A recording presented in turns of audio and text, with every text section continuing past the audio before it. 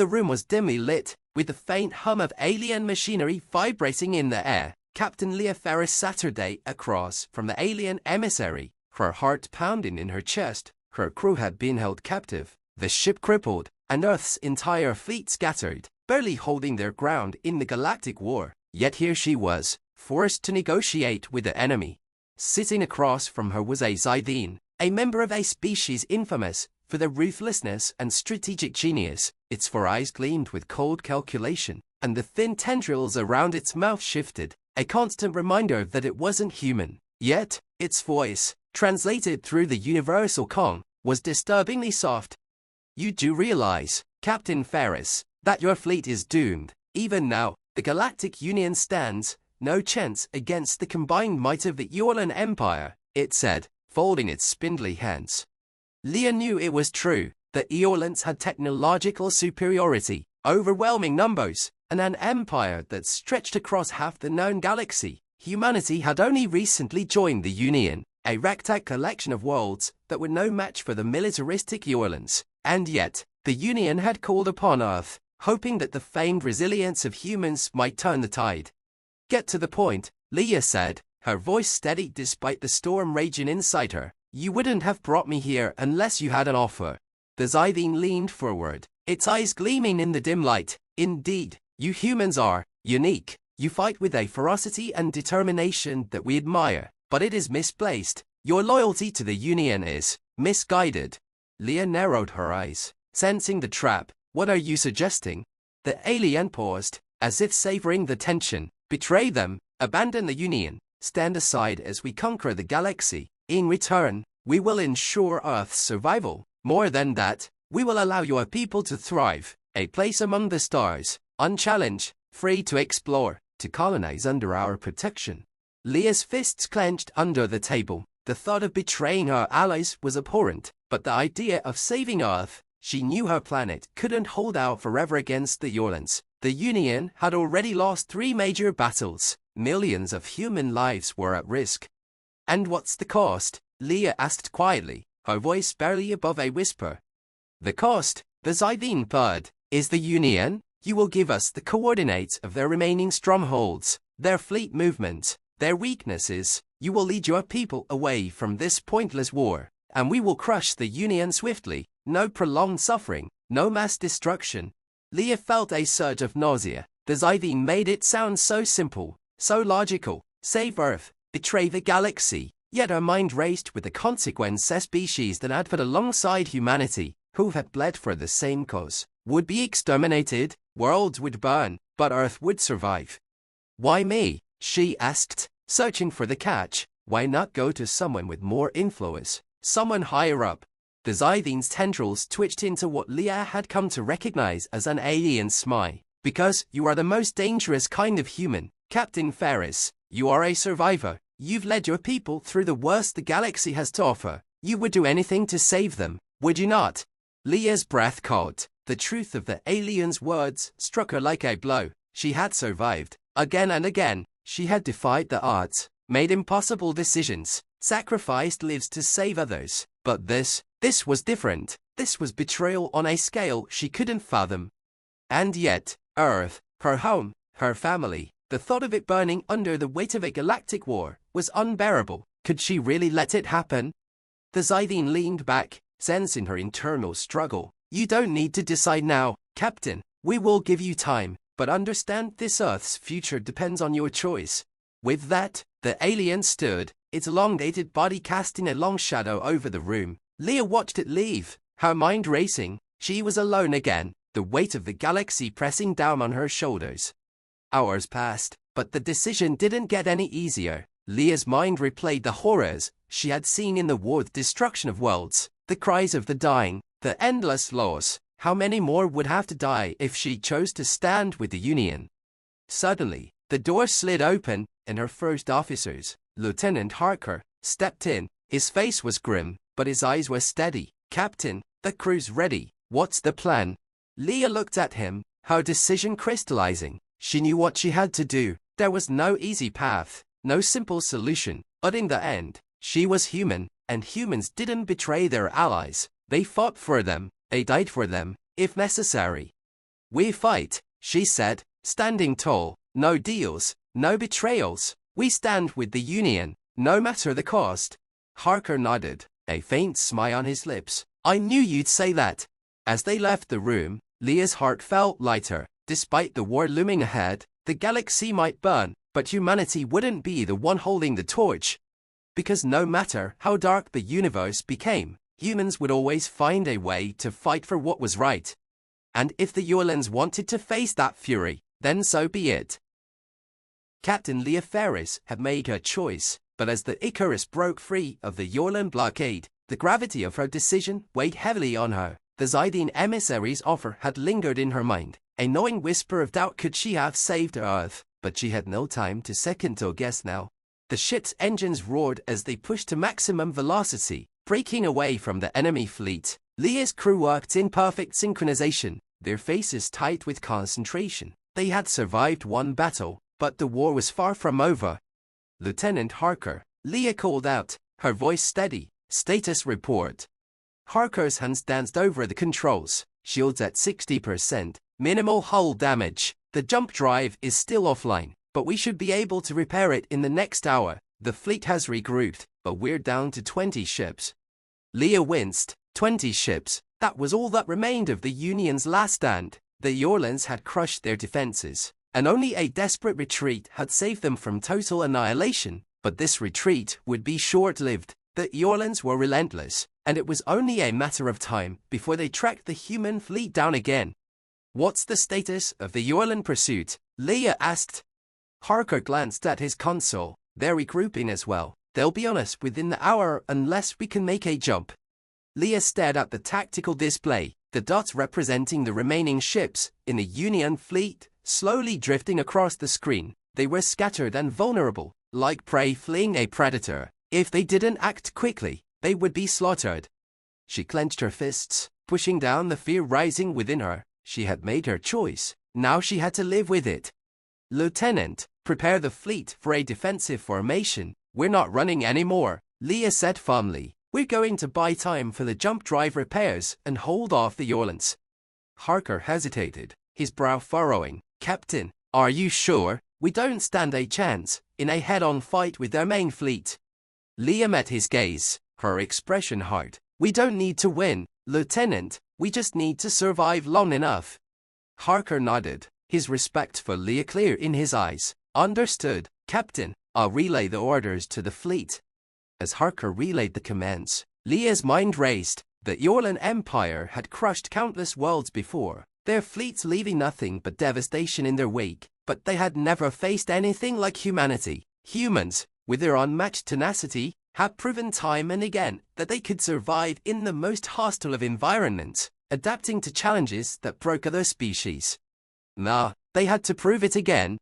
The Icarus bridge fell into a tense silence. The crew focused on their tasks, each one knowing that death could come at any moment. Leah's hands gripped the edge of her console, her knuckles white. She wasn't afraid of dying, but she feared what would happen if they failed here. The Union, flawed as it was the only hope for standing against the Yorlans.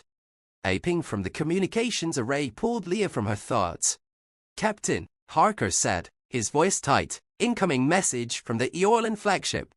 Leah's stomach twisted. She didn't need to hear the message to know what it was. Another attempt to make her betray the Union, but she had made her decision. Patch it through, Leah said. The screen flickered to life, revealing the face of an Yorlan commander, tall and imposing in his military regalia. His dark, reptilian features were twisted into a sneer. Captain Ferris, the commander said, his voice smooth and mocking. I see you've survived. Impressive, but futile. You cannot escape. You cannot win. Surrender now, and perhaps your people will be spared. Leah stared at him, her jaw set. And by spared, you mean enslaved, right? The commander chuckled, a low, menacing sound. If that is how you choose to see it, but Earth will not burn. Your cities will remain intact. Your people alive. Is that not what you want? Leah's chest tightened. The same offer. The same temptation, but she was done playing the Yorlan's game. You can take your offer and shove it, Leah spat. Humanity doesn't bow to tyrants. The commander's expression darkened. his sneer vanishing, then you will burn with the rest of the Union. The transmission cut off abruptly, and Leah exhaled slowly, her heart pounding in her chest. She had no doubt the Yorlans would throw everything they had at her now. Lieutenant Harker, Leah said, turning to her first officers, prepare the fleet for evasive maneuvers. I want our most damaged ships to fall back, but keep our strongest vessels on the front line. Harker nodded, relaying the orders swiftly. Leah turned her attention back to the tactical display, watching as the Yorlan fleet began to move, closing the distance between them. Time was running out. As the minutes ticked by, Leah felt a sense of calm wash over her. They were outmatched, outgunned, and outnumbered, but humanity had been in worse positions before. This wasn't about victory, this was about defiance. Captain, Harker said urgently, his voice cutting through the silence, the Yorlans are within range. Leah's eyes narrowed. All ships, open fire. The Icarus shuddered as its weapons unleashed a torrent of plasma, streaking toward the advancing Yorlan fleet. The rest of the Union ships followed suit, a desperate volley of firepower aimed at slowing the enemy's advance. But the Yorlans were relentless. Their shields absorbed most of the incoming fire, and their ships continued to surge forward, returning fire with devastating accuracy. Leah's ship rocked violently as enemy fire struck the shields, sending sparks flying across the bridge. The lights flickered, and the crew held on as the ship groaned under the pressure. Shields down to 30%, Harker shouted over the din of alarms. Leah gritted her teeth. They couldn't hold out much longer, but they didn't need to. Just a few more minutes, and the jump drive would be online. Hold the line, Leah shouted. We just need to. Suddenly, the tactical display lit up with new contacts. Leah's heart skipped a beat as she saw a new fleet entering the battlefield. But they weren't Yorlan. They're Union ships, Harker explained, his eyes wide with disbelief. Reinforcements. The crew of the Icarus moved through the corridors with a weariness that weighed down their every step. They had escaped death, but only barely. As the ship drifted through the void in the aftermath of the battle, Captain Leah Ferris allowed herself a moment of reflection. She had led them through fire once again, but the war was far from over. Humanity had been given a reprieve, but the cost had yet to be tallied. Leah stood alone in her quarters, staring out the viewport at the endless stretch of stars. Her thoughts drifted back to the Zydines' offer. Could she really have trusted them? Could she have traded the Union's future for Earth's survival? Well, she told herself, that path would have led to something far worse, as very disguised as peace. A chime broke the silence. Leah turned, her hand instinctively reaching for the panel beside the door. Captain, Lieutenant Harker's voice came over the comm, steady but carrying a tension Leah knew too well. We've picked up something on long-range sensors. You're going to want to see this. Her heart sank. There was always something. She tapped the panel. On my way. The walk to the bridge was brisk, her mind already racing with possibilities. More Yorlan ships, another ambush, or something worse. She stepped through the door onto the bridge, where her crew was already at full alert. Harker was bent over the sensor console, his eyes locked on the screen. What have we got, Lieutenant? Leah asked, her voice sharp, masking her weariness. Harker straightened and turned toward her, his expression unreadable. It's not the Yorlans, it's Union ships, but something's wrong. Leah frowned and moved closer, her eyes scanning the display. There, on the edge of the system, was a cluster of ships, a small fleet moving toward them. But Harker was right. Something was off. The ships were Union in design, but they weren't responding to any hails. Worse, their formation was erratic, like they were drifting, uncoordinated. Why aren't they responding? Leah asked, her stomach twisting. What's their status? Harker's fingers flew over the console. They're damaged, but not enough to explain the silence. Life support is still active on most of them, but we're not getting any life signs.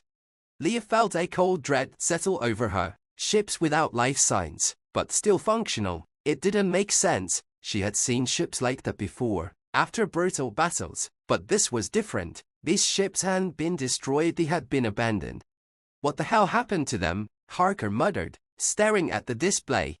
Leah crossed her arms, her mind working through the possibilities. Could be a trap, Yorlan drones, maybe, or some kind of boarding tactic.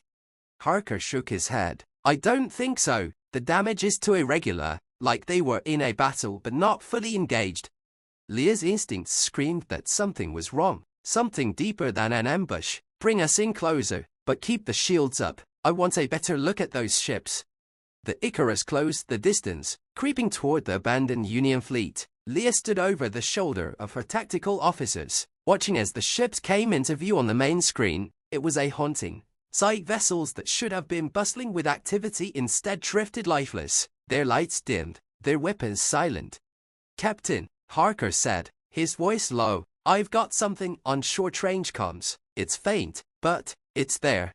Leah leaned in, her brow furrowing. "Patch it through."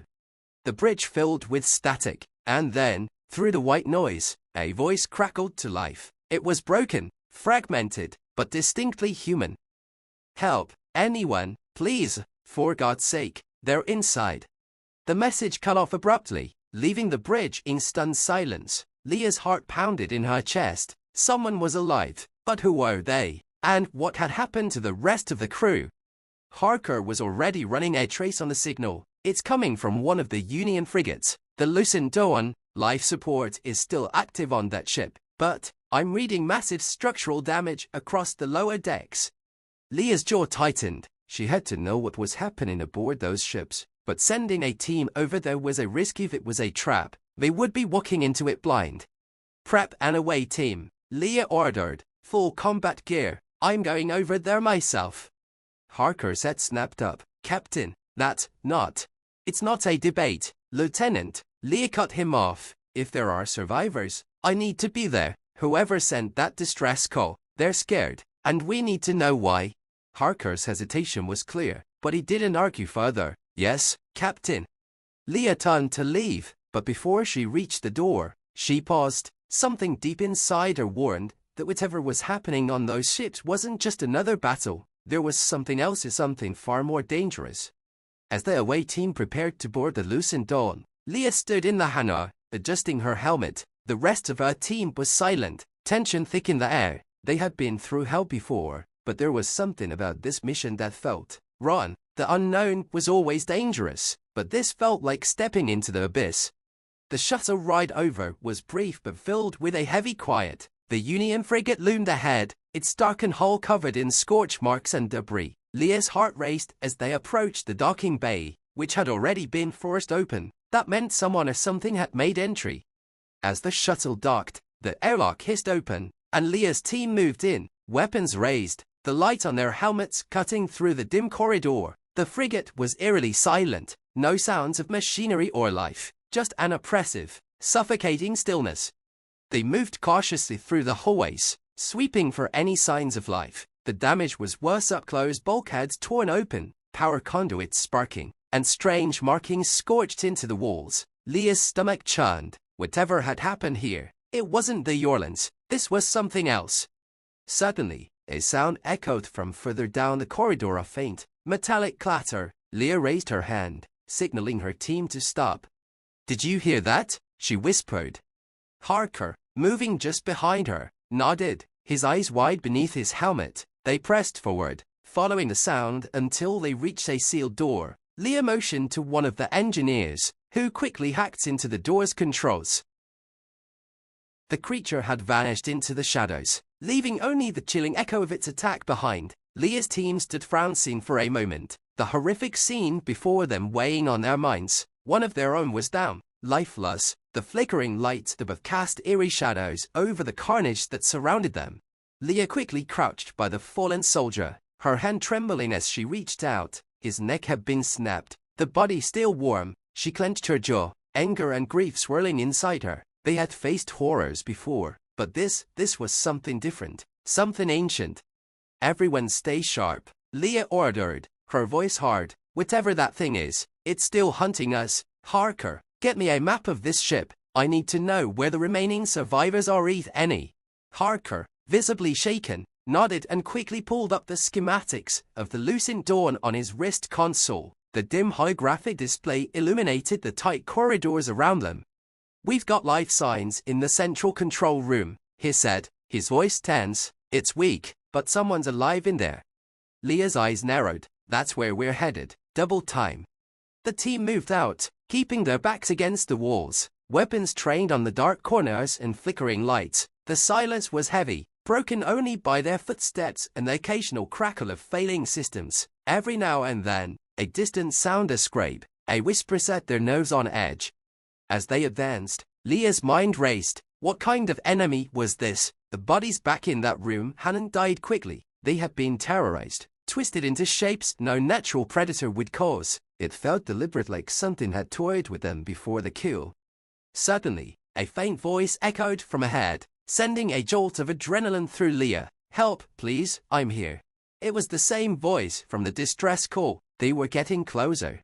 The hallway opened up into a large chamber, central control. The room was a disaster, consoles smashed, screens dark, and blood smeared across the floor. But there, slumped against the far wall, was a single figure, a man in a torn Union officer's uniform. Leah and her team rushed forward, but as they approached, they saw the full extent of the horror. The man's eyes were wide with terror, his breathing shallow, his skin was pale, sickly, and his hands trembled uncontrollably. "They're in my head," he gasped, eyes darting wildly. "I can hear them, they're inside." Leah knelt beside him, gripping his shoulder firmly. "Who's inside? What happened here?" The man struggled to speak, his voice hoarse. They aren't physical. They get inside you, they twist your thoughts, make you see things, and then they take you, they feed on your fear." Leah felt a cold chill run down her spine. Not physical. What the hell does that mean? She exchanged a worried glance with Harker, who was scanning the man for injuries. The officers let out a weak sob. "We thought we were fighting New Orleans, but they weren't real. They got into our heads, made us kill each other. Only a few of us saw through the illusions, but by then it was too late. The others are gone." Leah's blood ran cold as the implications set in. This was more than just a physical threat, it was psychological warfare on a scale she had never imagined. These creatures, whatever they were, had the ability to manipulate the mind, turn people against each other, drive them to madness. Suddenly, the air in the room grew heavy, thick with an unnatural presence. Leah's heart pounded as she felt something brushing against her thoughts, like a cold whisper creeping into the corners of her mind. She shook her head, trying to force it out, but the feeling persisted. "They're here," the officers whispered, his eyes wide with panic. "They're always here." Before Leah could respond, the lights flickered, and a strange sensation washed over her, a disorienting blur, like reality itself was bending. Her team staggered, some clutching their heads as invisible claws scraped at their minds.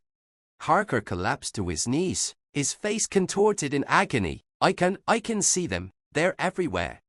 Leah struggled to keep her focus. The air around them shimmered, and shadowy forms began to appear, twisting and shifting like nightmares made real. The creatures didn't have a physical form, but they radiated malevolence, feeding on the fear that had gripped the crew. "Focus," Leah shouted, forcing herself to her feet. "These things can hurt us unless we let them. Don't give in to the fear." But it was easier said than done. The creatures' presence grew stronger, their whispers louder, worming their way into every doubt, every fear. Leah gritted her teeth, pushing back against the onslaught. She had been through hell before. She wasn't about to let these nightmares break her now. "Get him on his feet," Leah ordered, nodding to the Union officers. "We need to get out of here."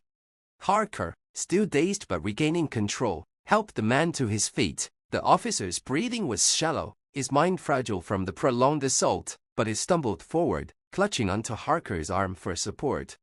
Leah led the way, her pulse pounding in her ears as the distorted reality around her wavered. The creatures were still there, lurking just out of sight, feeding on the fear they had sown. She couldn't afford to falter it now. They had to make it back to the Icarus before the enemy took full control of their minds. As they neared the docking bay, Leah felt the presence growing weaker. The creatures weren't pursuing them into the open airlocks. That was something. Maybe they couldn't leave the ship, or maybe it was just a game to them, toying with their prey before closing in for the kill. But something still nagged at her. Why hadn't the New Orleans destroyed this ship? Leah had no illusions about the enemy's brutality, but leaving behind something so deadly, so different from their usual tactics, it didn't add up. As they boarded the shuttle, Leah glanced back at the ruined frigate. The creatures inside still lingered in the shadows, watching. "They let us go," she said under her breath, the realization dawning on her. Why? Harker, still shaken but recovering, looked at her, confused. What do you mean? Leah's eyes darkened. They could have killed us all. They could have torn our minds apart like they did to the crew, but they didn't.